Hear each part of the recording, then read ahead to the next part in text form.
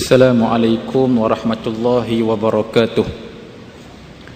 Alhamdulillahi rabbil alamin.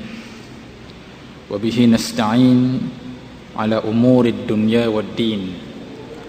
Wa la udwana illa ala zalimin. Wassalatu wassalamu ala ashrafil anbiya'i wal mursalin wa ala alihi wa sahbihi ajma'in. Subhanaka la ilma lana إلا ما علمتنا إنك أنت العليم الحكيم رب اشرح لي صدري ويسر لي أمري واحلل عقدة من لساني يفقه قولي اللهم فقهنا في الدين وعلمنا التأويل واهدنا صراطك المستقيم اللهم انفعنا بما علمتنا وعلمنا ما ينفعنا وزدنا علما Amin ya rabbal alamin, amma ba'. Alhamdulillah, syukur pada Allah. Malam ni kita masih lagi diberi izin datang ke rumah Allah dalam majlis ilmu. Mudah-mudahan ia dikira sebagai pahala untuk kita menghadap Allah Subhanahu wa taala. Firman Allah Taala, A'udzu billahi minasy syaithanir rajim. Bismillahirrahmanirrahim. والتين والزيتون وطور سينين وهذا البلد الأمين صدق الله العظيم. Surah At-Tin ayat 1 hingga 3. 3 permulaan ayat surah At-Tin Allah mulakan dengan sumpahan. Allah bersumpah dengan makhluk-makhluknya. Allah, sebagaimana kita maklum, Khalik, Allah pencipta. Allah yang mencipta seluruh alam ini. Dan Allah boleh bersumpah dengan mana-mana makhluk yang dikehendaki oleh Allah. Kalau kita baca Quran, kita akan jumpa ayat Allah bersumpah dengan masa, dengan duha, dengan matahari, bulan, bintang, bukit, bumi, dan berbagai lagi Allah bersumpah. Kita manusia, makhluk, hanya boleh bersumpah dengan nama Allah. Wallahi, wabillahi, watallahi. Tak boleh kita bersumpah dengan nama-nama yang lain kecuali dengan nama Allah. Tapi Allah boleh bersumpah dengan mana-mana makhluk yang dikehendaki oleh Allah. Ayat pertama surah At-Tin, Allah bersumpah dengan buah. Wat-tin waz-zaitun. Demi buah tin, demi buah zaitun. Buah-buahan yang disebut dalam Al-Quran biasanya ada khasiat. Biasanya ada manfaat kepada kita. Dalam Quran disebut buah rumman, buah delima. Delima sangat banyak khasiat. Sekarang orang duk jual jus delima, kan? Sangat banyak khasiat delima. Quran juga menyebut a'nab ataupun inab. Apa dia? Anggur. Anggur sangat banyak khasiat. Anggur ni dia baik untuk minda kita, mencerdaskan minda. Dari kecil kita diajar makan kismis. Siapa kita panggil kismis minda. Kita pun tahu kismis ni baik untuk minda. Kismis tu asalnya anggur lah. Anggur yang kering, kecut jadi kismis. Kismis asal anggur. Anggur Quran sebut, Masya Allah, sangat banyak khasiat buah-buahan yang disebut dalam Al-Quran. Pada permulaan ayat surah At-Tin, Allah menyebut 2 buah. Demi buah tin, demi buah zaitun. Tin dan juga zaitun tidak terkecuali. 2 buah ini sangat banyak khasiat. Sangat banyak. Cuma bukan masanya lah malam ni kita nak senaraikan khasiat tin dan zaitun, bukan masa dia. Tuan-tuan boleh rujuk pada internet dan sebagainya. Banyak kajian-kajian tentang khasiat tin dan zaitun. Buah tin biasanya manis. Kita boleh makan begitu saja macam kita makan kurma tu, zaitun, tin. Kalau zaitun dia pahit, Zaitun pahit. Biasa orang Arab makan zaitun ni dia buat ulam, dia lapik dengan nasi, lapik dengan roti makan. Macam kita makan petai lah. Kita tak makan saja petai, makan dengan nasi, cucah sambal belacan tempoyak tu, baru sedap. Orang Arab pun zaitun ni dia jaranglah makan saja-saja begitu, dia makan dengan nasi, dengan roti ataupun dengan kambing dan sebagainya. Daripada zaitun keluar minyak zaitun.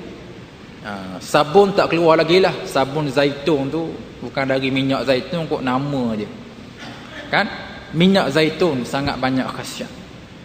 Cuma mahal lah. Barang yang berkualiti memang mahal harga dia. Baik, kata ulama tafsir, di samping Allah menyebut tin dan zaitun, sebenarnya juga Allah nak maksudkan di sini ialah tempat tumbuhnya tin dan zaitun. Di manakah tempat tumbuhnya tin dan zaitun? Semestinya bukan di Malaysia lah. Tin dan zaitun ni tak ada lah. Kurma je baru ada. Nah, di Kelantan kurma made in Malaysia. Ganah dahsyat lah sebab panah ada Malaysia ni. Tin zaitun adalah sikit-sikit. Tapi tin dan zaitun subur dan membuah dengan banyak di bumi Syam. Tin dan zaitun subur di Syam. Di manakah Syam? Syam hari ni kalau kita buka tengok peta dunia, Syam tak ada dah. Syam sudah tidak wujud. Syam sekarang pecah 3. Palestin, Syria, Jordan. Ini asalnya satu dulu Syam, sekarang pecah. Inilah tempat yang suburnya membuah dengan banyak tin dan zaitun. Allah bersumpah dengan buah, juga bersumpah dengan tempat ini, iaitu bumi Syam. Lebih khusus lagi kata ulama, tin dimaksudkan dengan kota Damsyik, zaitun dimaksudkan dengan kota Al-Quds, Baitul Maqdis. Bumi yang berkat, bumi suburnya tin dan zaitun yang Allah bersumpah pada dua buah ini. Bumi Isra' Nabi kita Muhammad sallallahu alaihi wasallam di bumi Syam lah. Di Gaza tempat lahirnya Imam Syafi'i. Di Gaza Palestin itu tempat dilahirkan, tempat lahirnya Imam Syafi'i. Allahu Rabbi, bumi yang berkat, bumi Rasul, bumi Nabi, bumi ulama. Sekarang bumi ini bermandi darah. Ya, bumi ini dilanda musibah. Di Gaza umat Islam dibedil, dibunuh oleh tentera Zionis. Ribuan yang mati, ribuan yang cedera di sana.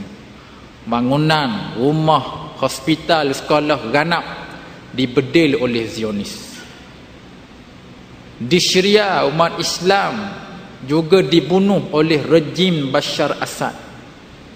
Jumlah yang mati di Syria bukan ribu, bukan puluh ribu, bahkan ratus ribu dah. Bila berlaku isu di Gaza baru-baru ni, dunia seolah-olah melupakan Syria. Sebab masing-masing duk fokus Gaza. Syria senyap sekejap. Padahal Syria pun masih berlaku peperangan. Umat Islam di Syria masih dibunuh. Bahkan mungkin lebih teruk dari apa yang berlaku di Gaza. Cuma tidak ada coverage media lah. Jadi kita tak tahu. Kita jangan fokus Gaza je, Syria pun kita kena ambil tahu.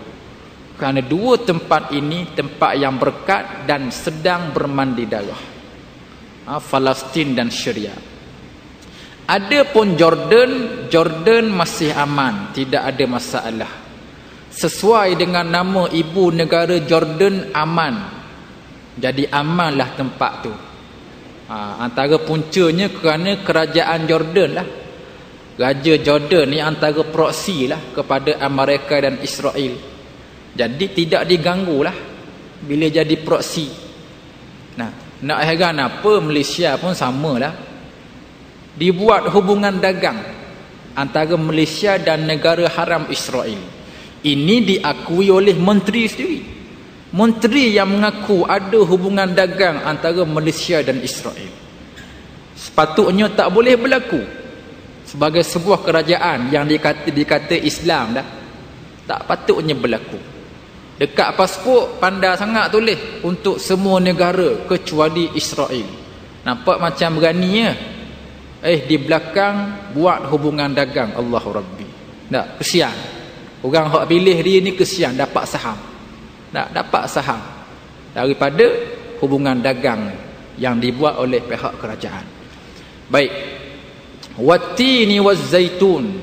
Buah tin, buah zaitun juga dimaksudkan ialah tempat tumbuhnya tin dan zaitun, iaitu Syam, yang mana bumi ini sedang bermandi darah, sedang dilanda musibah. 1. Wa turi Sinin, dan demi Bukit Sinai. Bukit Sinai terletak di utara Mesir. Mesir lah. Bukit Sinai dalam Mesir.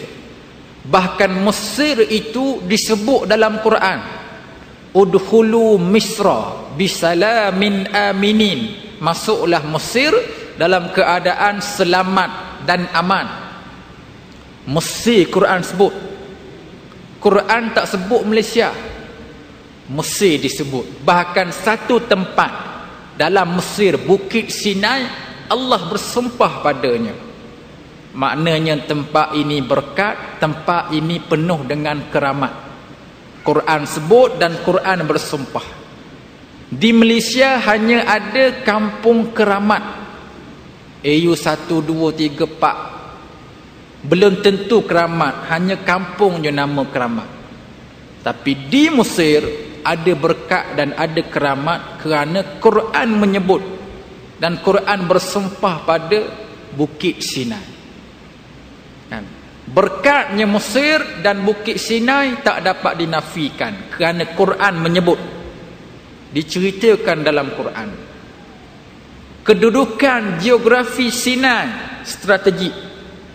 Sinai kedudukan dia ni strategik. Dahulu direbut oleh Mesir dan Israel. Mesir dengan Israel berperang rebut Sinai. Dan Israel pernah menawan Sinai pada tahun 1967. Tentera Mesir terpaksa berundur. Israel tawan Sinai. Mesir nak ambil balik Sinai ni makan masa 6 tahun. 6 tahun ambil masa nak tawan Sinai balik.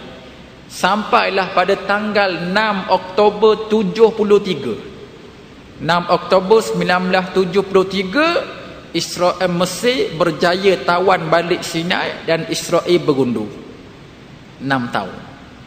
Sehingga sekarang tarikh 6 Oktober menjadi tarikh yang bersejarah bagi rakyat Mesir, menyambut hari kemenangan Sinai.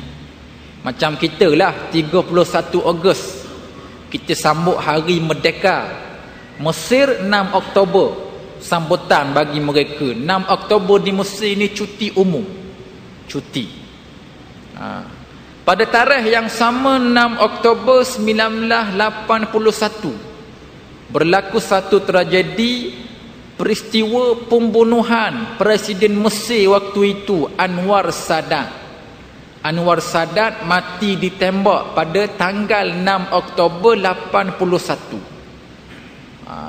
Bila mari 6 Oktober ni macam kita lah 31 Ogos kita buat sambutan kemerdekaan kat dataran merdeka. Mesir pun sama, bila mari 6 Oktober ada sambutan dia, ada sambutan.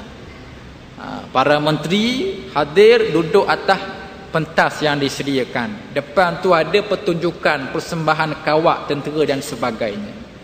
Yang merancang nak bunuh Anwar Sadat waktu itu ialah bekas jeneral tentera sendiri, Khalid Islambul. Khalid dengan rakan-rakan dia merancang untuk bunuh Anwar Sadat. Khalid dengan rakan-rakan dia ditempatkan dalam sebuah terak askar. Terak yang nak dibuat berarak terak ni. Terak ni berjalan slow. Bila terak ni betul-betul depan pentas, terak, pentas, dalam masa yang sama berlaku pertunjukan udara. Perancangan dia rapi dia buat. Nah, terak depan pentas. Masa yang sama ada persembahan jet pejuang, tentera Mesir, TUDM, tentera udara diraja Mesir. Dia buat persembahan. Jadi bila ada pertunjukan udara, penonton kat bawah galik lenggak ke atas ke. Masa yang sama terak depan pentas. Khalid dengan rakan-rakan dia terjun dari terak, pergi depan pentas, cari sasaran dan tembak Anwar Sadat. Lebih 10 butir peluru menembusi badan Anwar Sadat, dan ada 6 ke 7 orang wakil kedutaan atas pentas juga mati. Ramai yang cedera. Tahun 81, 6 Oktober. Video ni masih ada. Kita boleh tengok. Balik rumah buka YouTube. Tak payah balik rumah, masjid pun ada wifi. Kan? Tapi jangan tengok masa ni aku nak mengajar ni. Lepas ni lah tengok. Buka YouTube, taik dekat carian Anwar Sadat ataupun taik pembunuhan Anwar Sadat, akan keluar beberapa video. Taik Anwar Sadat tak apa dah. Jangan taik Anwar Ibrahim sudah. Taik Anwar Ibrahim tak jumpalah. Taik Anwar Sadat. Ada video, boleh tengok. 6 Oktober 81 mati ditembak Anwar Sadat. Di antara punca yang membawa kepada pembunuhan Anwar Sadat ni, antaranya pada tahun 78. Tahun 78 Anwar Sadat dia tanda tangan satu MOU. MOU panggil apa? Memorandum of Understanding. Betul tajwid tu. Perjanjian yang dipanggil perjanjian Camp David. Antara Mesir dan Israel buat perjanjian. Anwar Sadat tanda tangan. Tangan dia. Perjanjian Camp David ini banyak merugikan rakyat Mesir dan menguntungkan Israel. Macam kita lah hari ni niaga dengan Singapura tu. Jual air bergeleng-geleng ke Singapura, berapa sen je. Beli balik dengan harga yang mahal. Lebih kurang lagu tu lah perniagaan antara Mesir dan Israel. Antaranya Mesir pembekal utama gas kepada Israel. Mesir jual gas pada Israel ni 2-3-4 sen je. Puluh-puluh sen. Tapi jual pada rakyat belah-belah ringgit. Ini antara punca kemarahan rakyat Mesir bawa kepada pembunuhan 6 Oktober 81. Khalid lepas tembak Anwar Sadat, dia diburu dan ditangkap. Pada April 82 dijatuhkan hukuman mati gantung. April 82. Lepas mati Anwar Sadat, naik Hosni Mubarak sebagai presiden. 30 tahun dia menzalimi rakyat Mesir. Pernah dirancang untuk bunuh Hosni Mubarak tahun 96 pernah ada perancangan. Yang merancang ialah Muhammad Islambul, adik kepada Khalid, tapi gagal, tak berjaya. Hosni Mubarak panjang umur sampai 2011. Rakyat tak tahan di Mesir, rakyat keluar ke jalan raya nak jatuhkan Mubarak. Masa ni saya masih di Mesir, masih belajar di Mesir 2011 tu. Ingat kan peristiwa 2011 tu, huru-hara Mesir, sehingga terpaksa kerajaan Malaysia buat balik semua pelajar-pelajar kita di Mesir. Saya salah seorang lah tu. Waktu tu balik free. Kerajaan ambil buat balik semua pelajar. Ada cerita lucu sikit lah. Masa balik hari tu ni, balik free tu. Tapi cerita ni sampai di sini je, jangan beritahu orang lah. Sini je. Off record kalau ada hak rakam. Masa nak balik tu, masa tu huru-hara Cairo airport ni penuh orang nak keluar Mesir belaka pasal huru-hara. Jadi kita pun student diarah pergi ke airport, tunggu mana-mana flight yang ada. Jadi masuk airport, dalam sebuah bilik disediakan. Kemudian masuk seorang pegawai, dibagi boarding pass, dibagi terus. Bagi gambar lah mana-mana sempat. Kebetulan bagi boarding pass tu dapat pada saya boarding pass hak first class. First class boarding. Biasa aku naik ekonomi je. Bisnes aku tak pernah naik. Ni first ni belakang dereba tu. Nak dereba belakang dia first class. Masa dapat boarding first class ni belagak sekejap. Kawan-kawan semua ekonomi belaka. Tengok aku ni first class. Semua ekonomi dah buat cetong. Nak belagak sekejap masa tu. Lepas tu nak naik kapal terbang. Naik tangga adalah stewardess duduk tunggu dah atas tu. Tunjuk boarding ni. Boarding kita ada boarding first. Nak. Dia pun kata, cik belakang. Dia suruh duduk seat ekonomi juga. Saya kata, cik ni saya first. Tak kira first ke ekonomi ke, masuk belakang. Padang muka aku. Tadi belagak sangat. Daripada Cairo sampai ke Air, aku kena peli dengan kawan-kawan. Berhenti peli pun waktu makan je. Lepas tu sambung balik. Tu cerita lucu lah masa balik free je gitu.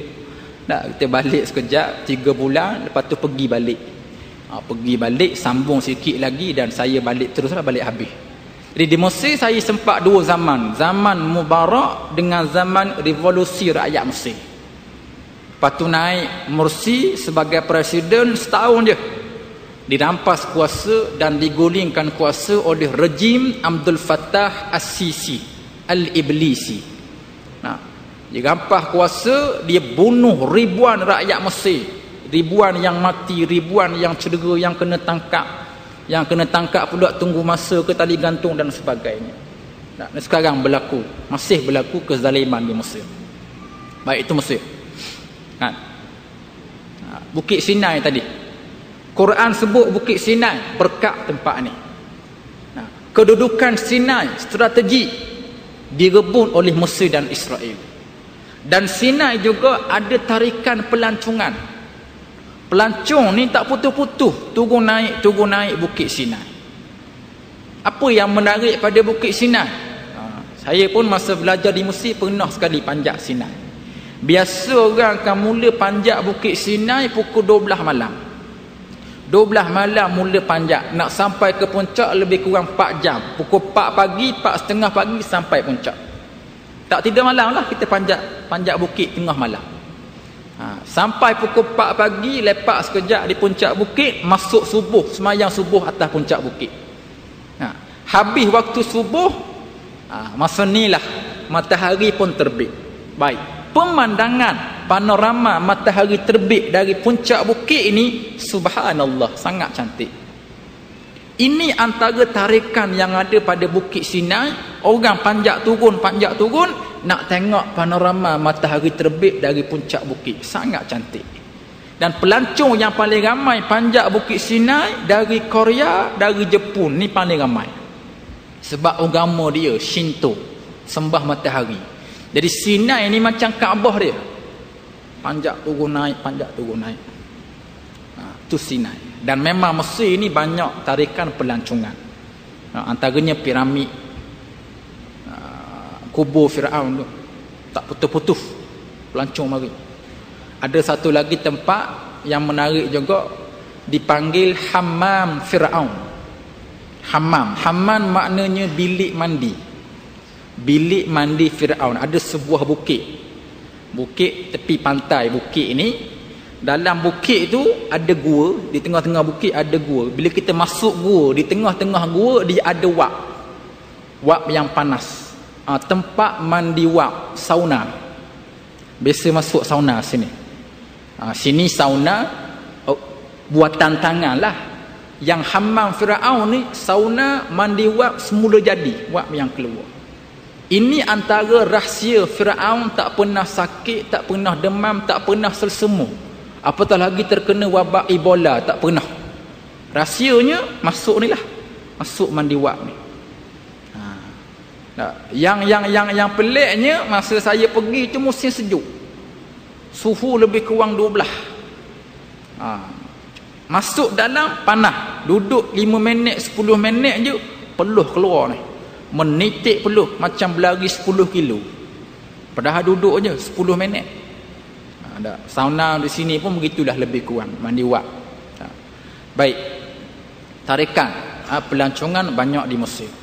Sangat banyak. Mesir tu Quran sebut Bukit Sinai. Quran bersumpah bumi yang berkat, bumi Nabi Musa, bumi Nabi Yusuf, bumi para ulama. Di Mesir tempat bersemadinya Imam Syafi'i. Imam Syafi'i ada kubur imam mazhab kita. Kalau di Gaza tadi tempat lahir Imam Syafi'i, di Mesir tempat bersemadinya Imam Syafi'i, bumi para ulama. Nah, di Mesir ada Al-Azhar. Al-Azhar ni merupakan kiblat ilmu umat Islam. Kalau kiblat semayang kita Kaabah lah, kiblat ilmu Azhar. Universiti Al-Azhar di Mesir ramai melahirkan para ulama yang hebat, yang alim, yang wara', yang faqih dalam bidang agama. Baik. Mesir bumi yang berkat. Wa turi sinin, Quran bersumpah pada bukit Sinai di Mesir, bumi ini juga bermandi darah. Bumi ini juga dilanda musibah. Berlaku pembunuhan beramai-ramai, ribuan yang mati baru-baru ni ketika As-Sisi merampas kuasa. Yang ditangkap beribu-ribu, yang cedera ribu-ribu. Yang ditangkap ni ada yang terpaksa lari ke Malaysia pun ada. Saya kuliah di Shah Alam baru-baru ni, jumpa seorang orang Mesir. Sembang dengan dia kata dia baru sampai seminggu sebab diburu oleh rejim As-Sisi. Tinggal anak bini di Mesir, terpaksa lari. Mana-mana rakyat yang disyaki terlibat dengan ikhwan muslimin terus ditangkap terus. Di Mesir, bumi yang berkat dan sedang dilanda musibah. Wa hadzal baladil amin, dan demi negeri yang aman ini, di mana kata ulama ia dimaksudkan Makkatul Mukarramah, kota Makkah, aman Makkah. Al-balad al-amin, kota negeri yang aman Makkah.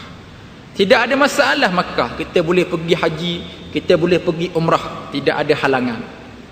Cumanya Makkah dia di bawah pentadbiran kerajaan Saudi. Saudi ni bermasalah. Kan? Saudi juga antara barwa proksi yang mereka dan Israel. Teruklah Saudi ni. Kan? Saudi dia menyokong rampasan kuasa dari As-Sisi. Saudi antara penyokong kuat As-Sisi. As-Sisi rampas kuasa, bunuh rakyat Mesir, Saudi sokong. 2 minggu lepas As-Sisi datang ke Mekah buat umrah. Kan? Tengok gambar tu, ratusan askar Saudi mengelilingi As-Sisi ketika mengerjakan umrah. Punya penakut As-Sisi ni, nak buat umrah pun guna ratusan askar. As-Sisi datang ke Saudi, Raja Abdullah beri pingat kebesaran kepada As-Sisi. Tangan yang berlumuran dengan darah rakyat Mesir datang ke Saudi, dapat pingat, dapat anugerah. Kan? Berita saya baca dalam bulan Syawal lepas raya baru ni, berita Al Jazeera memberitahu Mesir dan Saudi ni merancang untuk menyerang Hamas di Gaza. Ni celaka punya berita. Dahlah umat Islam di Gaza berhadapan dengan Zionis. Mesir dengan Saudi nak tambah tarik lagi serang umat Islam di Gaza. Allah Rabbi, inilah kita panggil ahzab moden. Orang kafir ni walaupun mereka berlainan agama, berbeza ideologi, pegangan akidah mereka, tapi bila berhadapan dengan Islam, mereka bersatu untuk menghancurkan Islam. Bersatu, kan? Yahudinya, Nasraninya, musyrikinnya, berbagai-bagai agama lagi, tambah dengan munafik. Orang Islam tapi munafik, membantu musuh-musuh Islam untuk menghancurkan Islam. Ini sekarang realiti yang umat Islam berhadapan dengan golongan-golongan ini, ahzab moden pada hari ini. Baik, Saudi itu sendiri memang teruk. Cuma kita kena faham, teruk jahat-jahat Saudi ini bukan kerana mereka Wahabi, bukan kerana Salafi, tidak. Kita jangan kaitkan isu mazhab. Isu mazhab itu lain, kira perbahasan yang lain. Pertembungan sekarang ni antara hak dan batil, antara betul dan salah, baik dan jahat, zalim dan adil. Tak. Sebab Wahabi Salafi pun ada yang bagus, ada yang baik, bukan semuanya teruk. Ada yang jahat, macam Syafi'i lah, bukan semua Syafi'i baik kan, bukan semua Syafi'i bagus, ada hak jahat pun ramai Syafi'i ni. Jadi bukan isu mazhab sekarang ni, isunya hak dan batil, pertemuan antara baik dan jahat, adil dan zalim. Di Mesir baik, di Saudi baik sekarang. Dalam silsilah raja-raja Saudi adalah seorang yang baik, yang kita panggil King Faisal ataupun Malik Faisal. Dia bagus sikit, baguslah, bagus banyak jugalah kan. Masa Malik Faisal menjadi raja di Saudi, Malik Faisal ni banyak membantu membela Palestin, banyak mengecam Zionis Israel, negara haram. Pernah sekali Malik Faisal menyekat penjualan minyak kepada Amerika, hampir lumpuh, disekat selama 3 hari penjualan minyak, hampir lumpuh Amerika. Pernah Malik Faisal berkhutbah, dalam khutbahnya Malik Faisal menyebut sanusalli fil qudsi, suatu hari nanti kita semua akan dapat solat di Baitul Maqdis. Ini ucapan seorang raja Saudi, ucapan yang menggerunkan Amerika dan Israel. Akhirnya dirancang untuk bunuh Malik Faisal, dan Malik Faisal dibunuh, ditembak pada tahun 75. Ditembak oleh anak saudara dia sendiri. Anak saudara dia yang tembak, adik-beradik Fahad. Fahad tahu? King Fahad tu. Kalau kita masuk Masjid Haram kan ada satu pintu, bab Malik Fahad. Ramai orang suka masuk kat pintu ni sebab ada aircon, sejuk. Kat lain panas, nampak? Duduk sini lah, tak pergi kat lain lah. Malik Fahad, bab Malik Fahad. Bukan Fahad ni, adik dia. Yang bunuh, yang tembak Malik Faisal. Hak baik sekejap je lah, tak lama, sekejap. Begitulah yang berlaku di Pakistan dulu. Pakistan ada seorang hak baik, kita panggil Ziaul Haq, general, ataupun bahasa orang panggil Ziaul Haq, yang Arabnya Ziaul Haq.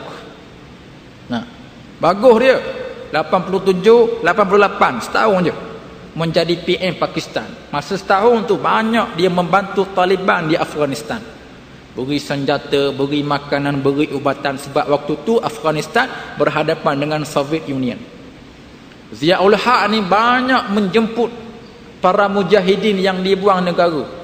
Mujahidin dari Mesir, dari Lebanon, dari Yaman yang dibuang negara, Ziaul Haq jemput mereka datang ke Pakistan, diberi kerakyatan.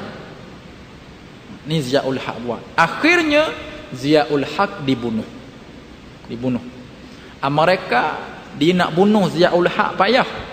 Akhirnya mereka hantar seorang wakil, ejen CIA, bertemu dengan Ziaul Haq, naik kapal terbang, meletup, dua-dua mati. Tengok Amerika, dia nak bunuh musuh politik dia, dia sanggup korbankan orang dia sendiri. Dengan ejen tu sekali mati dua-dua. Bila nak meletup, terhempas kapal terbang ni, orang siasat lah, orang buat postmortem tentang terhempasnya kapal terbang. Pasal apa? Enjin rosak ke, kena tembak kapal terbang ni. Bila siasat pada kapal terbang, semua okey, kapal terbang tidak disabotaj.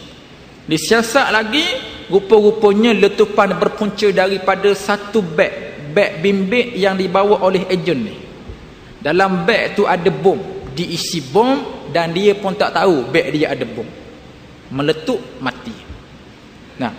Disiasat lagi siapa yang isi letakkan bom dalam beg dia ni.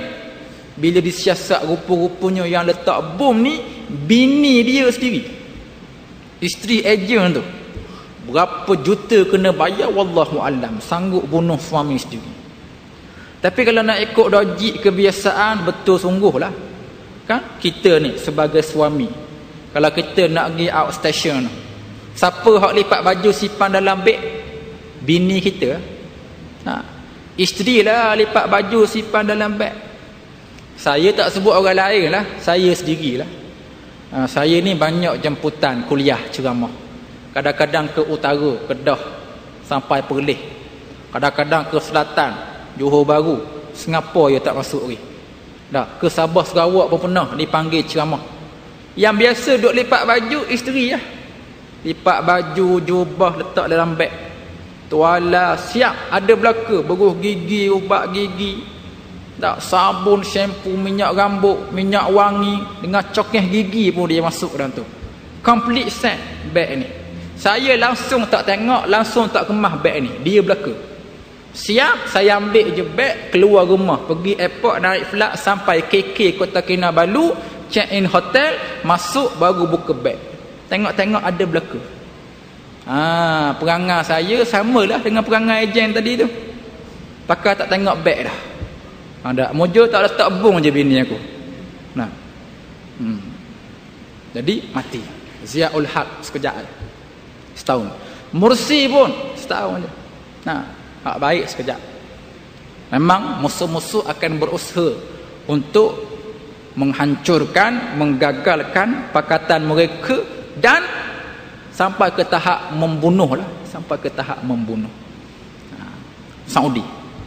Tidak ada mana-mana negara yang menggunakan nama rajanya sebagai nama negara Saudi. Arab Saudi. Asal nama raja dia lah King Saud, Raja Saud. Letak nama negara Arab Saudi. Ada lagi yang tahu mana negara yang menggunakan nama raja sebagai nama negara? Kalau ada tolong beritahu. Sebagai maklumat tambahan. Saya tak jumpa lah. Setakat kita jumpa Saudi. Guna nama raja. Nama raja tu Saud nama raja. Arab Saudi. Kita pun nama Malaysia lah. Tak bubuh. Nama Tunku Abdul Rahman ke Tun Razak tak bubuh. Malaysia. Sebelum tu Malaya. Sebelum tu Tanah Melayu. Tak bubuh nama raja, nama sultan mana-mana. Saudi letak nama raja. Ini hebat. Saudi. Ya. Arab Saudi. Dalamnya ada Makkah. Makkah memang aman. Tapi kerajaan Saudi menjadi proksi kepada Amerika dan sekutunya. Allahu Rabbi. Tuan-tuan muslimin muslimat, saya menyebut 3 tempat berpandukan 3 ayat Al-Quran. Wattini wazzaitun, Syam. Palestin, Syria, bermandi darah, dilanda musibah. Waturi Sinin, Bukit Sinai di Mesir. Mesir, bumi yang berkat, juga dilanda musibah dan pernah bermandi darah. Rejim As-Sisi menzalimi rakyat Mesir. Wa hadzal baladil amin, Makkah aman, tidak ada pertumpahan darah, cuma di bawah pentadbiran kerajaan Saudi, yang mana Saudi ini proksi kepada musuh-musuh Islam. 3 tempat ini kita boleh sebut sebagai tunjang, tulang belakang umat Islam. Bila 3 tempat ini bermasalah, maka tempat-tempat yang lain juga akan bermasalah. Nampak? Di Iraq, di Sudan, di Yaman bermasalah, di Afghanistan, di Rohingya, jiran kita selatan Thai, selatan Filipin, di wilayah Xinjiang, China. Semua tempat-tempat yang disebut ini tempat duduknya umat Islam, dan umat Islam di sana sedang dizalimi. Ada yang dibunuh dan sedang bermandi darah. Berpunca dengan 3 tempat inilah bermasalah, maka masalah merebak ke tempat-tempat yang lain. Jadi untuk menyelesaikan masalah umat Islam, 3 tempat ini terlebih dahulu mesti dibebaskan dari cengkaman musuh Islam, terutamanya Baitul Maqdis. Ya, Al-Aqsa, Baitul Maqdis mula-mula mesti dibebaskan. Kita pernah dengar teori kan, orang yang berjaya menguasai Baitul Maqdis, dia akan berjaya menguasai dunia. Sekarang siapa yang menguasai Baitul Maqdis? Zionis. Dan mereka sedang menguasai dunia. Jadi umat Islam nak menguasai dunia, mesti bebaskan Al-Aqsa, Baitul Maqdis. Nampak? Kita berhenti dulu azan.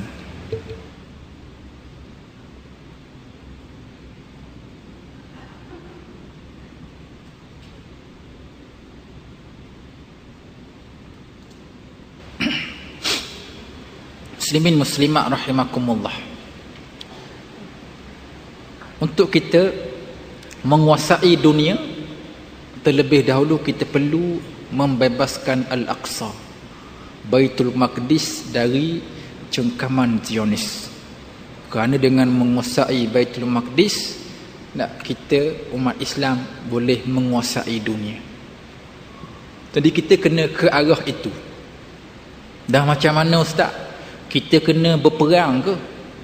Nak kena tembak habis ke Yahudi Zionis ni? Bagi kita umat Islam di Malaysia, kita ada cara kita lah. Untuk membantu pejuang-pejuang mujahidin di Palestin, di Syria dan berbagai tempat lagi. Sebab tu untuk kempen Save Palestin, Save Gaza ni, kita sedang lancarkan kempen 3B. Kan? 3B, tahu 3B? Bukan 3 bini, jangan silap faham. 3B. B yang pertama, berdoa. Kena berdoa pagi, petang, siang, malam. Ad-doa silahul mu'min. Doa merupakan senjata orang yang beriman. Doa. Terutamanya doa kunut nazilah. Kena baca doa kunut nazilah. Bukan hanya pada waktu subuh, bahkan 5 waktu solat. 5 waktu. Zuhur ada kunut, asar kunut, maghrib kunut, isyak pun kunut. Ini benda biasa. Cuma mungkin kita rasa pelik sebab tak pernah buat. 5 waktu solat ada kunut. Kunut nazilah ni dia sederhana panjang, tidak panjang sangat. Kalau kita hafal, insya-Allah kita boleh ingat. Untuk rujukan mudah dan segera, kita boleh tanya Al-Fadhil Ustaz Google. Boleh tanya dia. Tarik saja kunut nazilah, dia keluarlah. Doa dengan terjemahan, siap. Copy paste, print, tapek dekat dinding, dekat almari dan hafal. Oh ustaz, panjang juga ustaz kunut nazilah ni. Payahlah nak ingat ustaz, susah ni. Dah nak buat lagu mana, memang kita keturunan hak dari kecil lagi makan coklat Cadbury. Payahlah sikit. Tak apalah, usaha lebih lagi lah. Usaha lebih kuat lagi. Tu dia. Doa. Doa yang pertama untuk kemenangan umat Islam.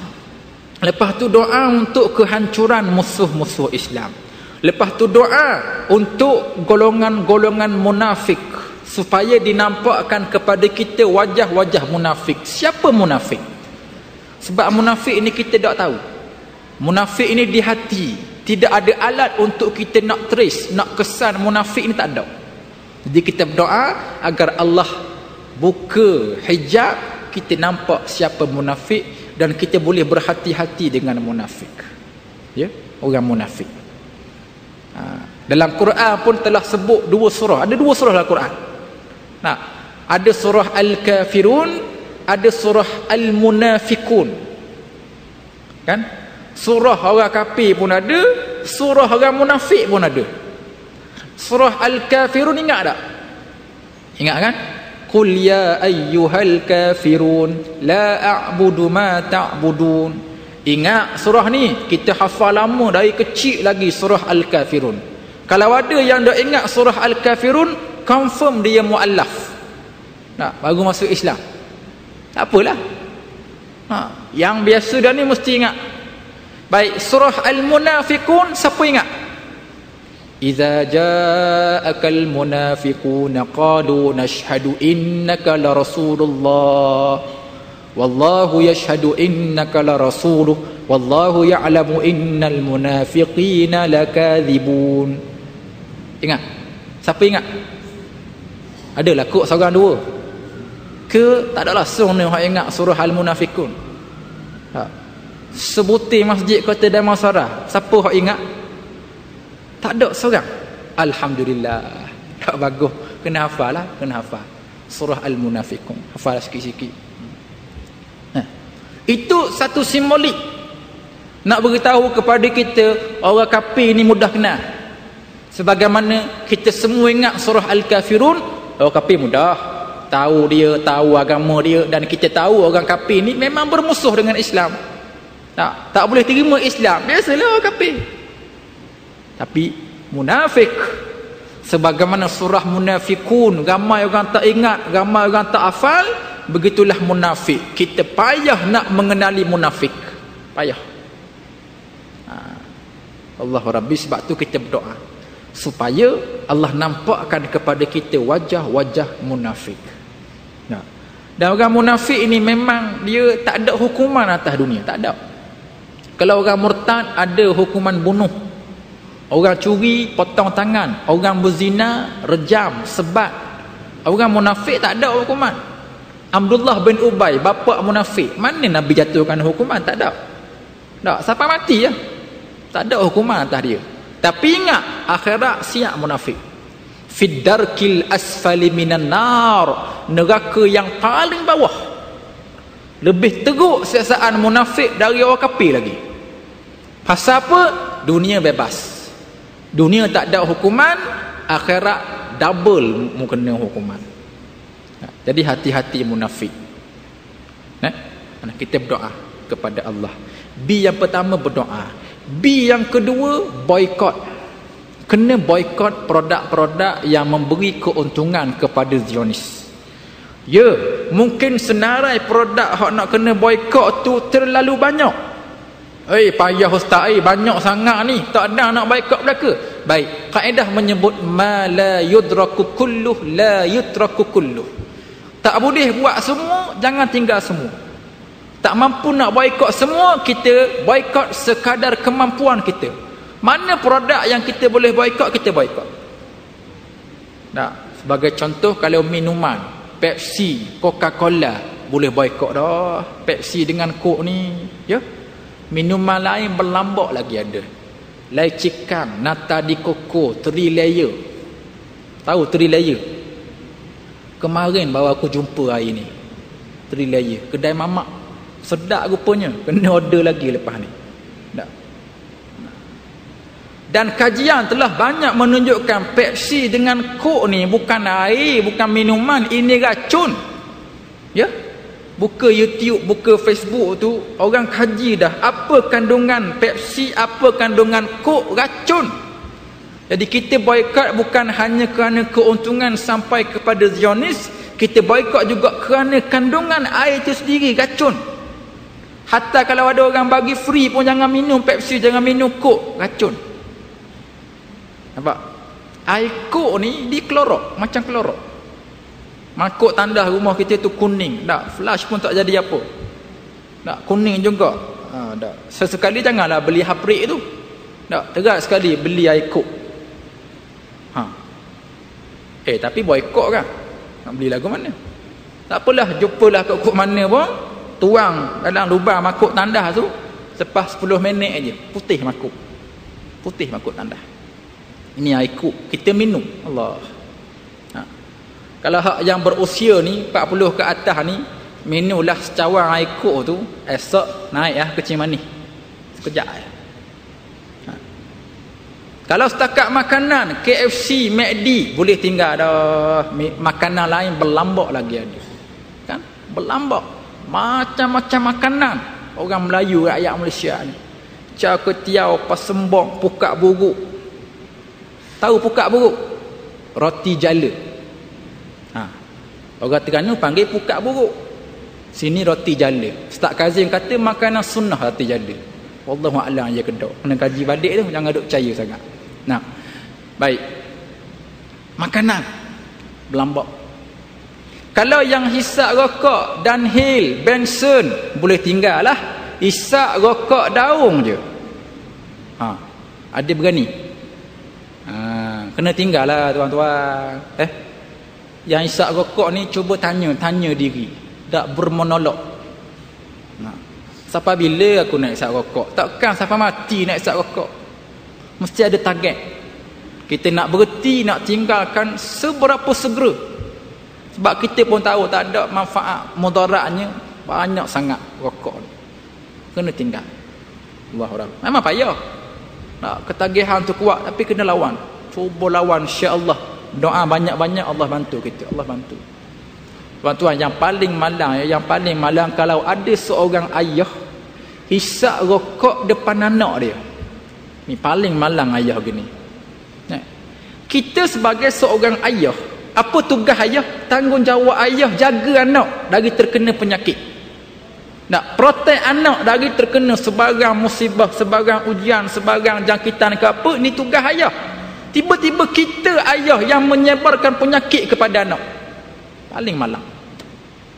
Kita isap rokok, seduk. Kita seduk tu kita kena penyakit dah. Kita hembus asap, anak-anak seduk asap rokok kita. Anak-anak kena penyakit. Nampak? Paling malang. Tak perlu isap rokok depan anak, depan isteri.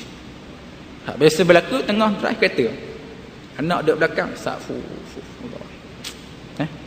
kena tinggal. Kena cuba usaha sedaya upaya tinggal. Sebab tidak ada manfaat, mudarat. Tulis dah pada kotak rokok tu, membahayakan kesihatan. Siap dengan gambar lagi. Gambar gigi, gambar jantung, gambar macam-macam. Tu pun istiqamah lagi. Kita pun nak kena mikir, nak tak gambar benda, biar perokok jadi lugar tengok. Tengok gambar tu, mutah. Tak mau isap rokok dah. Kalau ada cadangan letak gambar siapa situ tu, terus bagi cadangan. Biar perokok tengok, tak jadi isap dah. Sebab tengok gambar tu. Dah teranglah fikir balik gambar apa. Setakat yang boleh boikot, kita boikot. Yang tak mampu, kita gunalah seminimal mungkin dan kita minta ampun kepada Allah. B yang ketiga, beri derma. Derma mesti berterusan. Terutamanya Gaza ni. Selepas 50 hari lebih peperangan di Gaza baru-baru ni, sekarang berlaku perjanjian damai. Pakar-pakar pembangunan beritahu nak bangunkan balik Gaza yang musnah selama 50 hari lebih ni, 15 tahun nak bangun. 15 tahun rosak, 50 hari perang, 15 tahun nak bangun balik. Jadi derma kita mesti berterusan untuk 15 tahun yang akan datang. Mesti tiap-tiap bulan, every month, potong daripada duit gaji kita. Potong terus. Automatik senang. Transfer terus ke akaun NGO. Ramai banyak NGO ada, Muslim Care, Yayasan Amal, banyak ada. Aqsa Sharif. Tak perlu potong banyak, RM10 je. Potong RM10. Dah kalau semua buat RM10 belaka. Oi, banyak mana tu? Ini bagus satu masjid, 3-4 butir masjid surau buat belaka. Oi, banyak. Selama 15 tahun nak bangunkan balik Gaza ni. Kita kena bantu beri derma dan sebagainya. NGO banyak, ataupun mungkin masjid ini sendiri pun dah ambil tanggungjawab sediakan tabung untuk diberikan kepada Gaza. Mesti berkala.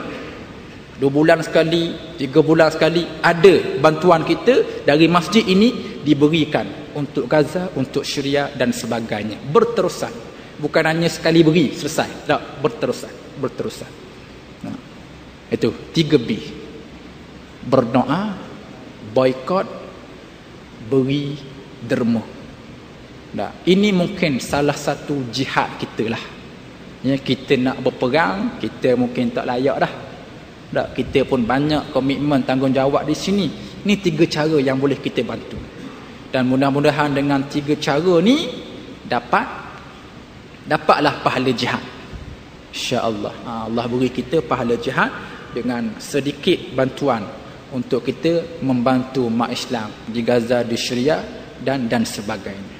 Amin ya rabbal alamin. Wallahu alam. Cukup setakat tu tazkirah pada malam ni, mudah-mudahan beri kebaikan dan manfaat untuk kita bersama insya-Allah. Tuan-tuan muslimin muslimah, ada pengumuman sikitlah. Yang pertama, saya sedang mencari dana ni, derma, dan di surat ada tangan saya ni, derma untuk 13 orang pelajar, 13 orang pelajar yang nak ke Mesir, ke Al-Azhar, menyambung pengajian syariah di sana. Ada 13 orang. 13 ni dari Terengganu belaka. Terengganu. Ada 13 ni, 9 lelaki, 4 perempuan. Dan mereka semuanya tidak mendapat mana-mana bantuan dan tajaan dari pihak yang berwajib. Tak dapat. Hanya duit dari poket mak ayah dan sikit-sikit orang kampung bantu. Dan kita pun kena turut sama membantu. Saya telah berjanji dengan 13 orang ni nak carilah derma dana nak bantu dia orang, tapi tak janjilah banyak mana. Cuma saya duduk buat kira-kira capur tolak ni, saya duk targetnya setiap seorang ni paling kurang nak beri 500 RM. 500 sebagai sagu hati lah, 500 untuk setiap seorang. Macam kita dapat berim 500 tu. Saya ambil sunnah berim ni. Nak beri seorang-seorang ke budak. Jadi 500 untuk seorang, 13 orang memerlukan 6,500 RM. Ni paling kurang 6,500. Lebih tak apa, tapi paling kurang saya cuba cari 6,500 untuk 500 setiap seorang. Dan yang sudah ada di tangan saya sekarang ni 3,400 lebih. Ada dah sikit 3,400, saya cari dah 3,400 masjid ni, cari 3,400 ada di tangan. Hanya separuh lagi, lebih kurang separuh. Tuan-tuan tolong top up, tolong beri derma, infak, zakat. Dia orang layak terima zakat. Kalau cash tak bawa, ambil nombor akaun lepas ni, kita back in insya-Allah. Tak banyak, hanya dalam 3,000 ke 4,000 lah. Kita bantu derma, infak. Saya ni yang jadi terasa nak bantu sebab saya ingat saya lah. Saya masa nak ke Mesir dulu tahun 2007, mula-mula nak ke Mesir, mak ayah pun tak ada duit nak beri. Duk carilah sikit-sikit, cari usaha, sehingga payah juga nak cari ni, saya terpaksa jual motor. Motor keluarga tu lah, jual motor. Dapat duit pun ngam-ngam beli tiket aja. Hak lain kena cari lagi. Dululah susahnya nak cari duit nak pergi Mesir. Sekarang okeylah, alhamdulillah. Dan bila saya tengok adik-adik nak pergi ni, Allah, kesian. Sebab saya pun pernah rasa susah lagu ni, sebab tu saya terasa nak bantu. Dan tuan-tuan lah nak tolong bantu mereka insya-Allah. Orang nak pergi belajar ni, adalah keberkatan, kita bantu dia insya-Allah. Ada tabung disediakan, kita bantu. Kemudian di luar sana ada yang pertama saya bawa borang korban akikah di Kasala, Sudan. Di Kasala, Sudan, tempat orang umat Islam lah di Sudan yang miskin, yang makanan pun tak cukup, ada borang. Jadi yang korban ni tak perlulah kita masuk terus malam ni, cuma boleh ambil borang siapa yang berhajat. Ambil borang buat balik rumah. Lepas tu kalau perlu istikharah lah. Sebab banyak ni ada tempat-tempat korban ni, Kemboja ada, Vietnam ada, macam-macam tempat lagi ada. Kalau berasa nak masuk juga untuk Sudan, di Kasala Sudan ni, satu bahagian lembu 300, kambing seka 400. Ada pada borang tu, untuk kalau kita nak masuk jadi peserta, pada borang tu sudah ada nombor akaun. Nombor akaun ada, terasa nak masuk pergi bank in je, Maybank 300, contoh 300 untuk lembu satu bahagian. Lepas tu borang tu tulis nama kita, jumlah bayaran sebagainya.